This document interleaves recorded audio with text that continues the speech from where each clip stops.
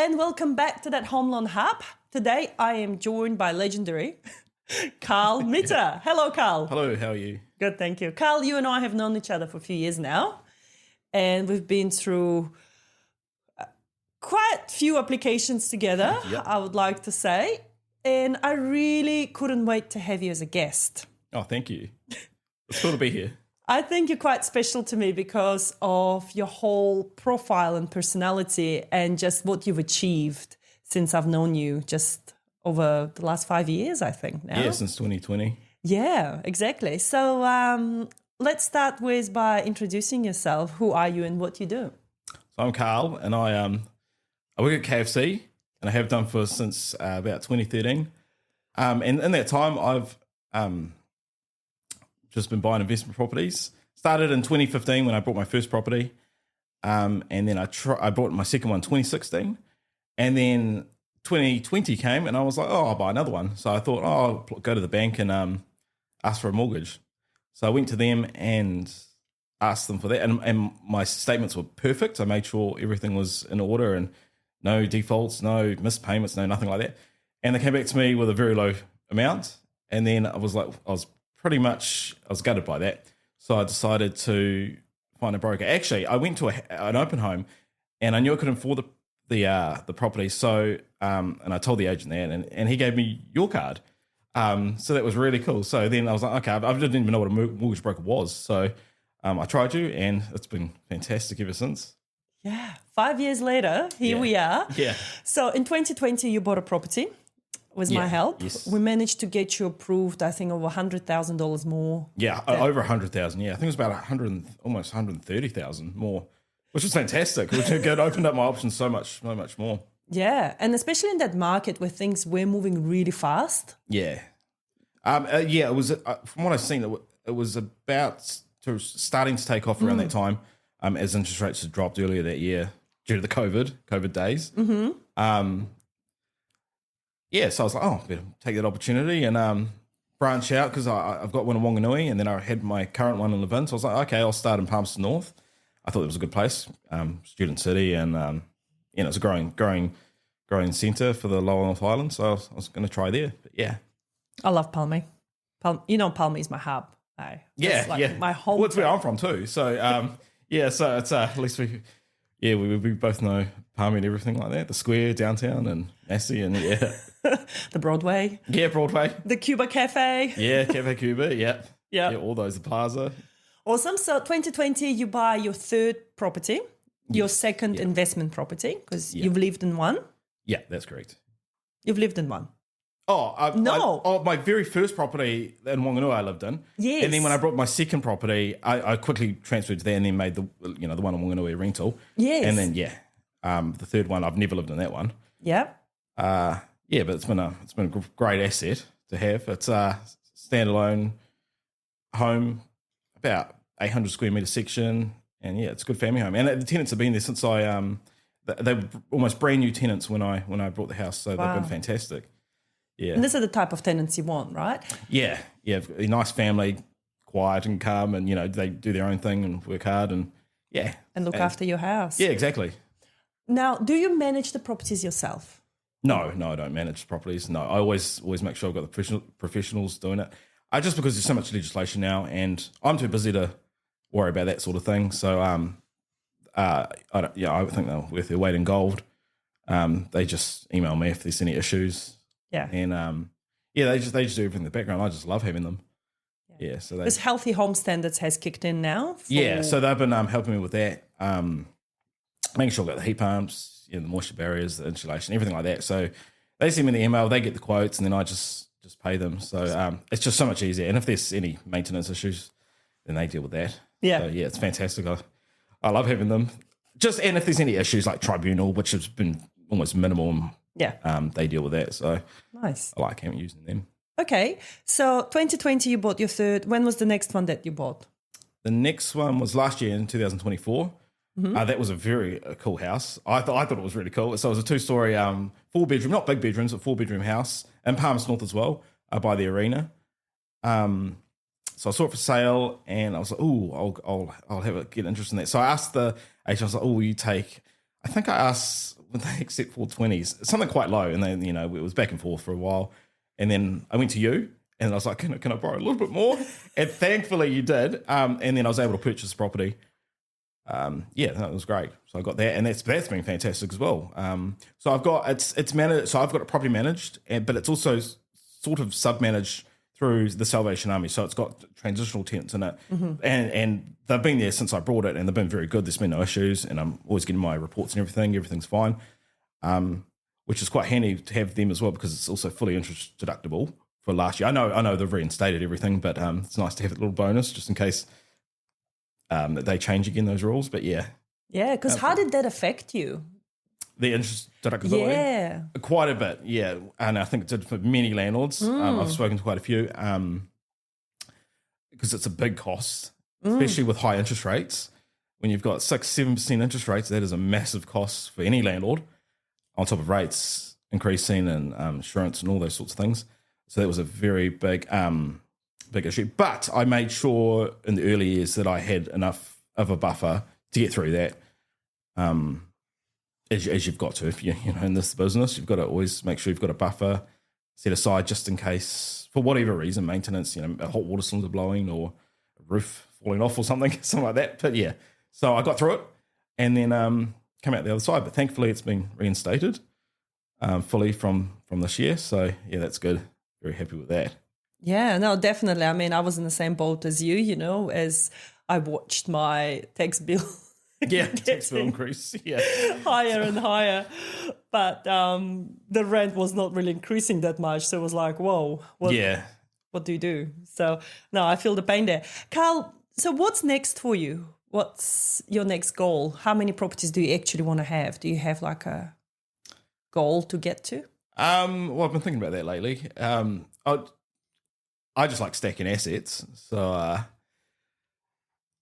there's no sort of limit for me. Sky's the limit. So as I get older and opportunities come up, I always like to make sure that I've got the ability to sort of come to you and see if I can apply and get funding for new properties. But yeah. So what I want to really dwell into is really dig into who taught you about money. Where did you learn from about money?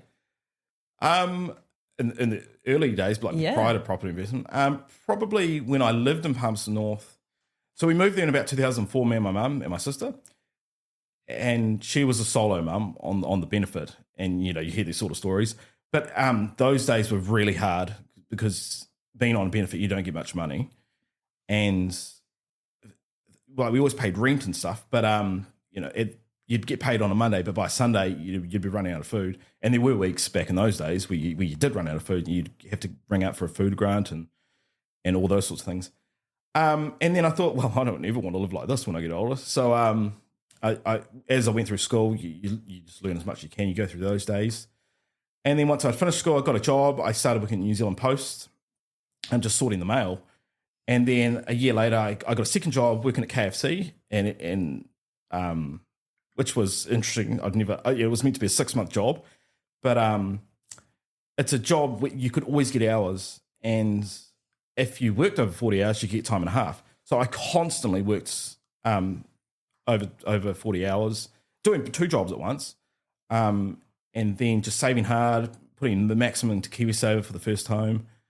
And then, so on Friday nights when everyone called in sick, I'd do the shift. And it was fantastic income. Like people would say, people say today, I still work at KFC, and they're like, how do you buy so many properties? I'm like, well, I just did the hours. They offered the hours, so I did them. And I worked the time and a half days on, the public holidays, worked as much as I could. And it provided very good income.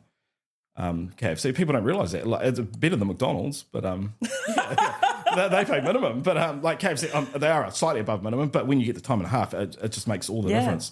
And the banks like seeing that when I come to you, and they like seeing the high income. But I was blown away. And unbeknown to you, I use you as an example to a lot of my clients that come in and they feel disheartened and they're earning like 100K plus, doing government jobs or running their own businesses, and they're like, I don't know if I can buy a house. I'm like, dude, I have a guy that works at KFC and he's got 4 properties. You can do this. So it's amazing not to, look down at KFC whatsoever, but it's a fast food industry, right? It's always a bit of a... Yeah, high turnover of people and they come and go. Yeah. And it's mind-blowing to me to see someone like you that come from a family where there was a solo mom on benefit. You weren't living in your own home because your mom didn't she own rented the house, yeah. right? It was a state home or she rented. Yeah. And for you to come away from that and go, I don't want a life like this. I want to have some security and stability. Yeah. And put those hours in the day. Everyone gets the same hours in the day. Oh, exactly, yeah. Right? We both have 24 hours each. And it's how you spend those hours. Your mates were out partying, probably drinking in high flyers.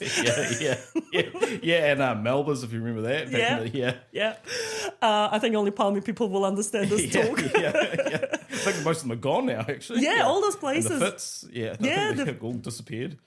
Yeah, and, while they were out partying, you're the one working the extra hours. Yeah, and in between that time, as YouTube's become more available, and I used to go to the library, then the Palmy Library, and pick up I think it was the Graham Fowler? Yeah, Graham used to Fowler. read his books. This is proprietor only property. And I was like, one day I'm going to do this. And they just give you tips. Things change constantly, so the things in the book were a little bit older from the 90s. But yeah, they give you good tips. It's great. So all the information is there. It's all free now. Back in the day, you used to have to, go to the library, but it's all online. You jump on YouTube. Of course, you get a well-diversified information, New Zealand specific. But there's so much information. It's all free. And that's where I've learned a lot through that. And now we have ChatGPT. Not that that's 100% accurate, but it's certainly helpful.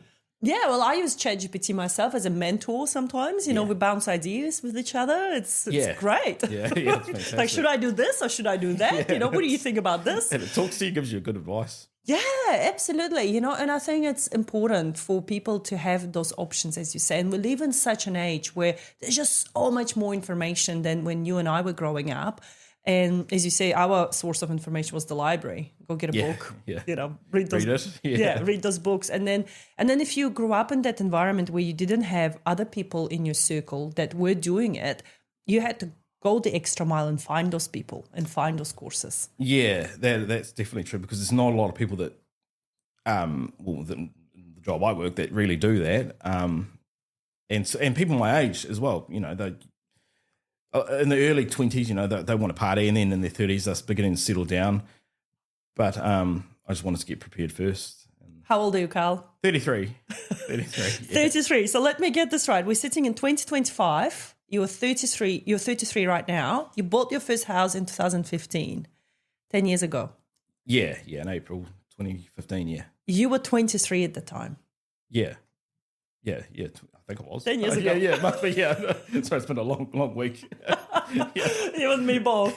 So 10 years ago, you were 23, you bought your first house, and then you were 24 when you bought your next house.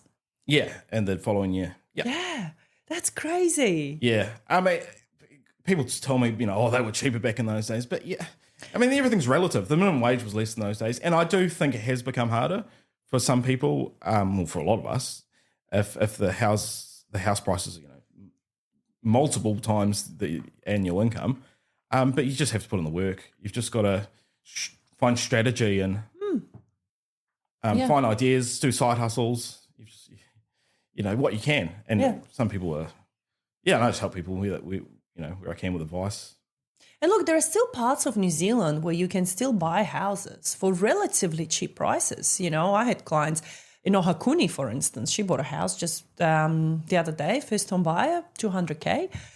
250, so there are still properties out there that you can still find at a really good price. Oh, yeah, exactly. And when I bought the first house in Whanganui, I got a little made fun of for buying there. They're like, Whanganui, why would you buy there? And I was like, well, I'm being rejected in Palmerston North because the prices were a bit higher. So I just bought it. And I was very lucky with that house because it's an ex-state house and it was at a good price. But the trade-off was I had to commute backwards and forwards almost every day from Whanganui to Palmy, which 40 minutes? Yeah, about 40 minutes there and 40 minutes back. But a good time at the end of the night to wind down. But yeah, I did that, and I look back and I think, I don't think I could do them anymore. Those long days. yeah, there was a lot of work put in. But yeah. So, and people say, oh, you're so lucky. I'm like, man, I put in a lot of hours. Yeah. But thankfully it's paid off. It's paying off very, very good now. So it's funny when people, look at you and they go, oh, he's so lucky. Yeah. I was so lucky working 60 hours a week. I was so lucky. And they think, oh, it came from my parents. And my parents still don't own. So yeah. But we're on the journey to help your mum. Yeah, exactly. Yeah, so we're going through that process, which is cool. So fingers crossed before the end of the year she'll have a new house to call her own, because she hasn't owned one since the 1990s. So I tell her she should have kept the house, because it was only got $30,000 for her. It was a brand new house back then. Wow. But yeah, she does regret that. But you got to move forward and start somewhere again. Yeah. Yeah. Exactly. And with the increase of rent, payments. Yeah. You might as well pay towards your own mortgage. Oh, exactly. And I think the freedom, you have the security of property. You can have your own pet and stuff like that. You don't have a landlord. You can't be evicted.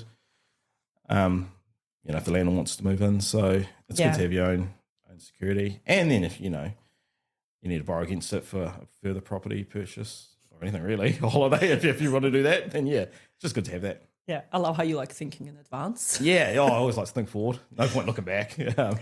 One thing that really blew me away with you was your numbers knowledge in terms of net worth. We talk a lot about net worth on this channel with James, my other guy here. He's very, very passionate about net worth and budgeting and things like that. And I think you're one of our only clients that is aware of it. Oh, really? And is actually doing it and living it. Do you want to just share some of that information with our listeners? About 6 or 7 years ago, because I like numbers, as you said. I like spreadsheets, a bit nerdy, but I like to see where I'm going, where I'm tracking. So since about 2018 or 2019, I've just been documented every single month, as property prices go up and I pay down debt, where I'm tracking. Am I moving forward? Is there an area where I can improve? So I just like to see where the net worth's going, because people can't, you can have assets of X amount, but if you're borrowing $2 million and you owe $1.9 million, well, the net wealth isn't huge, but you want to know if you're growing or not. So yeah, I always like to track that. What's your net worth today? I think, because I just did it the other day, actually. I think it was about 700,000, around that figure. Yeah. So almost $1 million a year. Yeah, getting close. I mean, when I look back at the crazy days of 2021, when things were going up, everyone's wealth was going up, but it's all a bit ridiculous, the that increase of that year. So it's gone down since and stayed relatively flat, but it is going back up again. Yeah. Okay. Yeah. Because last time I think you and I sat down and you pulled out this sheet and you were like, oh yeah. I was like, whoa. Right. Yeah. Yeah. I don't even have that. I thought everyone did that. I thought everyone. No, and this is the interesting thing. I feel like people that do that and do that well, they're the ones that will get ahead in life quite well, because it's sort of like a roadmap. You know where you're going. It's like having the GPS and it tells you the address and how to get there. Yeah. Versus people that don't have that and they're just driving around in the forest. They might be driving in the same circle. Circles, round and round. Yeah, exactly. Because if they don't know where they were and where they're heading and how to get there without the clear mapping, then they just get lost. Yeah, and all sidetracked. Yeah, so, and then they pick up hitchhikers on the way. And and all sorts of things happen. But I like to know where I'm at, and I think it's important to me, financial stability. So yeah. So obviously you had that trauma. You had that financial trauma growing up. Oh, yeah. And because I always track it back to people's psychology and their relationship with money today and where it stems from. And it always stems from childhood. It always stems from either having too much, having not enough, having just enough.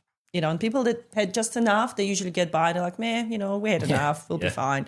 And they usually don't really thrive for more, usually.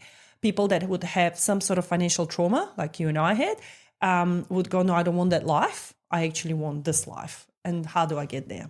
And then there are people that would have had too much and they just like, life was good, it'll be good.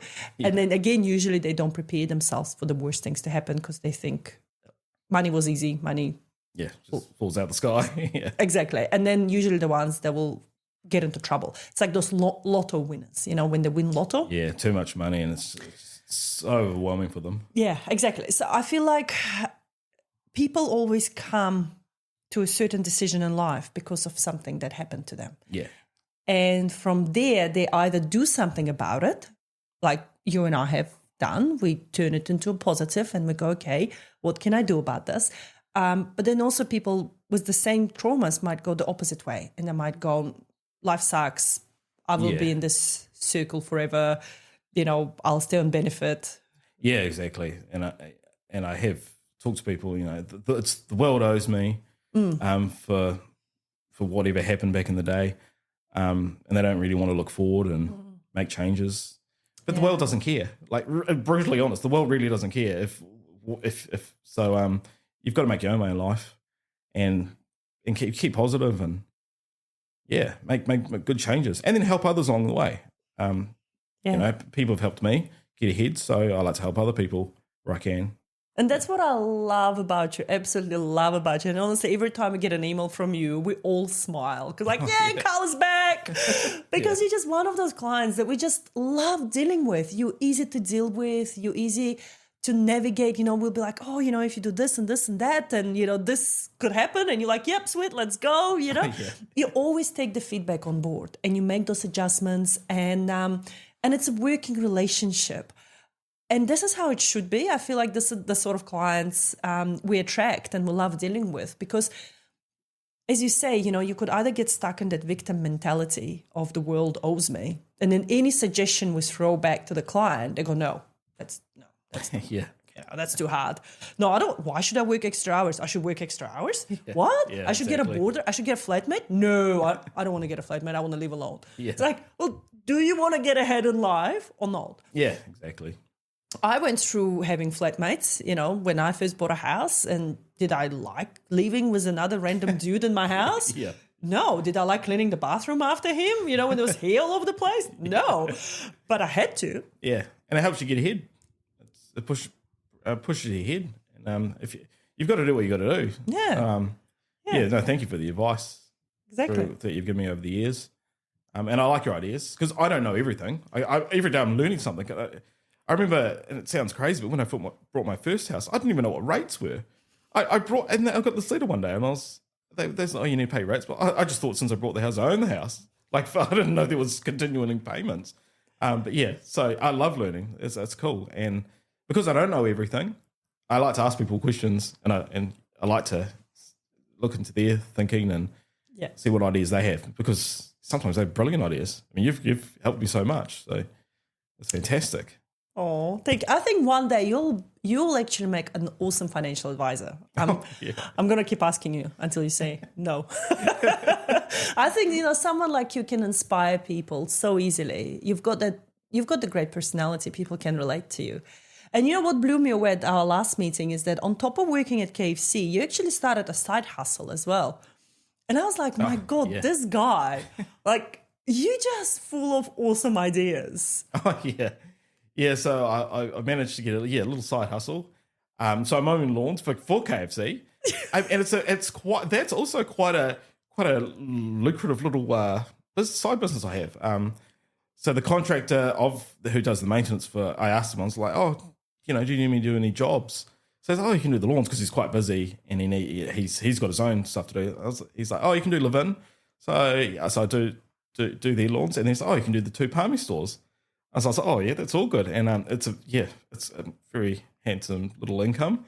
And again, that just is more money I can store away for any, future purchases. Yeah. That blew my mind when you said that to me. Like, I'm doing lawns for KFC. I was like, what? Like, how did you even come up with that? Like, this is genius. Yeah. And I like it because it's also something else I'm learning, because because I use an app to help me pay more all the bills through that.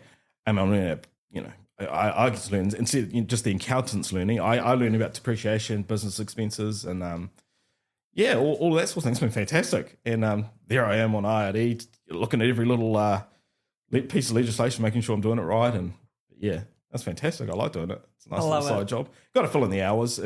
And then when I go on holidays, I feel, well worth it. Yeah. And let's talk about this. And this again blew me away because you do have that balance. You do go away on holidays. Yeah. One time I got a selfie from you. You were on the Harbour Bridge in Sydney. Oh, no. So that was on the Gold Coast. It was Gold on Coast. the Q1 tower. So, yeah, me and my mate decided to go up that. I think it's so tall. It was very scary being that high. But, yeah, we climbed up that. It was very cool.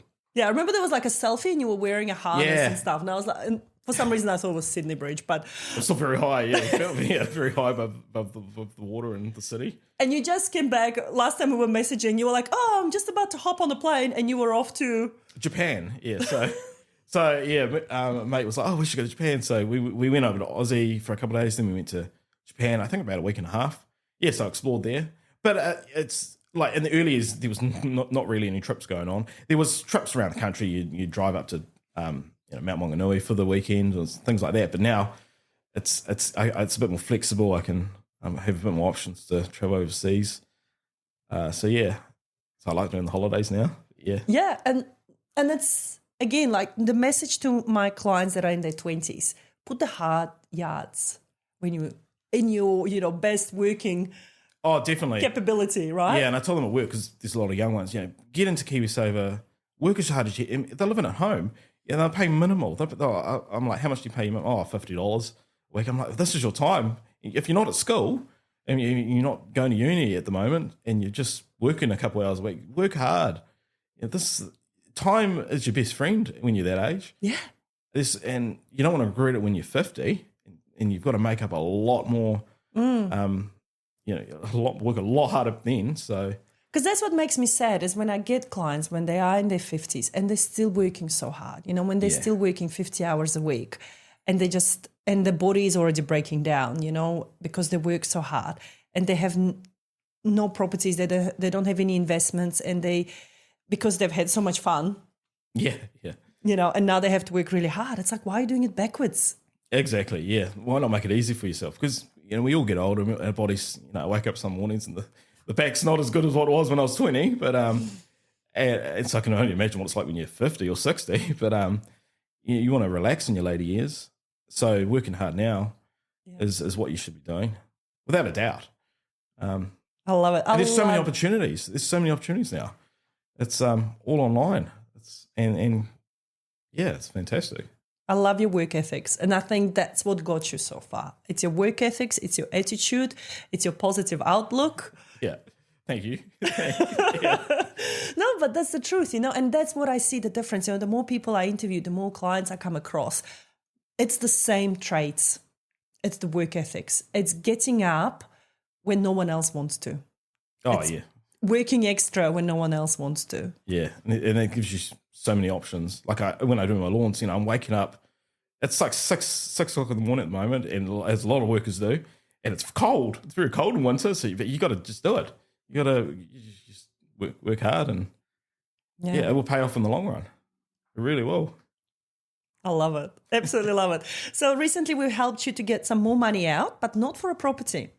Yeah. So originally it was for a property, but I'm starting to branch out. So I've just started looking at shares. So I'm going through the Sharesies app and starting to buy some stocks through there, which is cool. I've done it in the past, but never been really serious. But now I'm starting to sort of branch out because I like to diversify as well. I love it. And that's what I love about you, that you're not just thinking linear of property. Every 2 to 3 years, I'll just buy a new house. No, you actually have other ideas as well. And with shares, with property, it's good to diversify, absolutely. But I guess people that are listening to this going, but does he have much of a personal life? It's easy for him. He doesn't have family, doesn't have kids. That's why he's doing it. Yeah. Do you have goals for getting a family, and do you have a partner? In the future, at the moment, I'm just focused on continuing setting myself up. But I'm actually just studying Massey, so I'm just studying a business degree. Oh my God! So I'm partway through that, and then and after that I hang out with mates on the weekends. So, but as you get older, and my mates have kids, you've got to book in a time. So can I hang out with you in the October 6th? So it's time can be a bit constraining at the moment. Yes, but my main goal at the moment is just to still get ahead as much as I can, and Yeah. Okay, so single ladies that are listening to this should not be reaching out to you. Okay. Yeah, so my number is now. I'll work as your agent. I'll screen them for you. Yeah. I'll put them through a mortgage application first. Oh, yes, please. Yeah, get the right one. Yeah, and make sure their money habits match your money habits. Exactly, and that could be a side hustle for you, a new one, a new singles mortgage mix. Actually, there we go. There's an idea, because I find often and I'm really getting really big on this now, is relationships usually break down when people have different money personalities. Because one could be a spender and one could be a saver. Yeah, and then I guess that happens a lot in couples, opposites attract. So you've got one that's very focused on investments and the other one just wants to go live. Yeah. So that can be an interesting mix. Yeah, so unless they really agree on what the balance is and what the boundaries are for each other, if they don't have good communication, the relationship will break down. Yeah. Mark my words. Eventually it will break down because the saver will always get pissed off that the spender constantly is living it up large and spending it all. And then the spender will get pissed off that the saver is being a Scrooge and just doesn't want to do anything. Saving every penny. Yeah. And that's where the fights usually happen. So unless they've got clear communication and boundaries and maybe joint accounts, joint goals, joint dreams, and then they can go and spend and can go save, do whatever, that usually works. So, but if you put two savers together, usually that's a good mix. Two spenders together is usually not. They're going to be working a long time. Yeah, and usually they're the ones that I find will be in trouble. Like, they'll have the greatest fun together, absolutely, but they usually are the ones that have the greatest debt. So when they come to see me, straight away I know that both of them probably are. They've got to make some big changes. Yeah, and you have to work on both of them at the same time. So it's interesting how psychology is really closely intertwined with money and finances and people's relationships. So you should come to my Fiji retreat. I'm running one in October. Oh, really? Yeah. Definitely. About money and psychology. And that'd be cool. Yeah. Yeah, definitely. I need the brochure. All right. Yeah. I'll give it to you. Oh, thank you. This is my 5 minutes of ad time. I could even speak. I might even speak at it. Well, that's the thing. That's exactly what I'm thinking. Because you tick all those boxes, of how you've overcome your money challenges and you've taught yourself something. And you're on this beautiful uphill at the moment that I see. Oh, thank you. Well, I mean, along the way, there's definitely been hard lessons I've had to learn. Like what? Give me one. Oh, so many. Like a lot of people are like, oh, it just goes so easy for you. I'm like, it really hasn't. I remember the first property I rented out. I thought, I could do it by myself. I rented out. What a disaster that was. It was very hard on me. They started paying rent, but then didn't. And then I don't know what happened in the house, but there was some destruction that took place. And then I had to get them evicted. That was also a long process. So lessons like that you have to learn. Obviously the rates example. It's like you have to pay your rates and you have to pay the bills. There's just been so many. I can't even think of them at the moment. But lots of lessons on the way. It wasn't just smooth sailing going through. So just be wary, any listeners. Yeah, there's a lot to learn. But it's good. It's good in the end because then you can pass on that knowledge to other people. Be like, don't do that mistake. Do this. If they take it on board, then that's cool. Yeah. Yeah, no, absolutely. I think once you've done with your business degree, you and I should branch out and host speaking events be like Carl. Yeah, that'd be cool. That'd be cool. I love it. Carl, honestly, you're just a ray of sunshine. I don't know how your life and my life, we just met each other, but I thought it was just perfect timing. And I don't think you knew at the time. The reason I remember was 2020 because I was heavily pregnant, or I just had my daughter. It was around the time because she was born in 2020. You must have been around July 2020, I think. Yeah, I think I just had her because she was born on 1st of June. Oh, okay. So yeah, I had a newborn, right. and I remember managing my newborn and managing your application and everything. And I remember when you were like, oh, wow, I could do this, I could do that. And I just remembered that the happy vibes that you were giving. Oh, yeah, it was brilliant. It really helped me out a lot. It moved me forward significantly. Even with the price declines, I'm still ahead. So it's been great. It really opened up options. And I like to branch out from different towns. Yeah. Would you go Christchurch? Yeah, to go Christchurch. From what I've seen, it's a reasonably all right market. A lot of townhouses there that are be a potential. Yeah, I'd like to go down south. That'd be cool. Yeah. I'd like to one day, hopefully Auckland, but I think that's a bit expensive for me. But that'd be cool. Yeah, even Australia, if we can head there, yeah, that'd be cool. Yeah. I looked into Australia quite some time ago. Remember, I don't know, it was around maybe 2016, 2017. It was always on the ads. Key to Queensland, I think. It was on the radio and it was all over the show. Like they were trying to say that you could borrow money here. Obviously, if you had a house, you could borrow money here for the deposit and they will organize your mortgage in Australia for the house in Australia. Oh, really? Yeah. But something happened to that scheme. And I remember like this guy came around, we had a chat and I was almost ready to go and buy a property in Australia. But then I didn't. And lucky I didn't because I think something went down. But there was like this massive drive. They were doing massive drive from Australia to New Zealand, getting New Zealanders to buy in Australia. Oh, really? Yeah, That's it was about 2000. I remember that because I was already in my new house. So that would have been 2017. Oh, yeah. Yeah, when that was happening. Maybe it might be something in the future they might. But yeah, something to look into. Australia is an interesting market because as far as I understand, they've got like stamp duty. You know, when you buy and then capital gains taxes. Yeah. Things like that. So different sort of So I actually rules. I have a reverse. I have a lot of Australians buying in New Zealand. Oh, okay. So a lot of Kiwis that move to Australia and they want to invest in New Zealand. Okay. So just set themselves up for... Yeah, because they can get a mortgage here against New Zealand house. They just need a deposit. Oh, okay, yeah. Yeah, so I help a lot of Australian New Zealanders to buy a house in New Zealand. So that's very cool. Yeah, so they see New Zealand as a growing market. Yeah. And because of those, we don't have capital gains tax, we don't have the stamp duty tax, so they're saving thousands of dollars. Yeah, that's true. Yeah, absolutely. But look, I would love to have you back again as a guest and we can, maybe do an episode of Don't Do This. Oh, yeah, that'd be cool. Don't do this. Tell you about all the things not to do. Yeah, because today we talked all about what to do. Yeah. And how to get there despite of the challenges that you would have overcome. Yeah. Oh, definitely. That'd be cool. No, sounds good. Anything else you'd like to add before we wrap up? Oh, just no, not really. Just enjoying this lovely weather.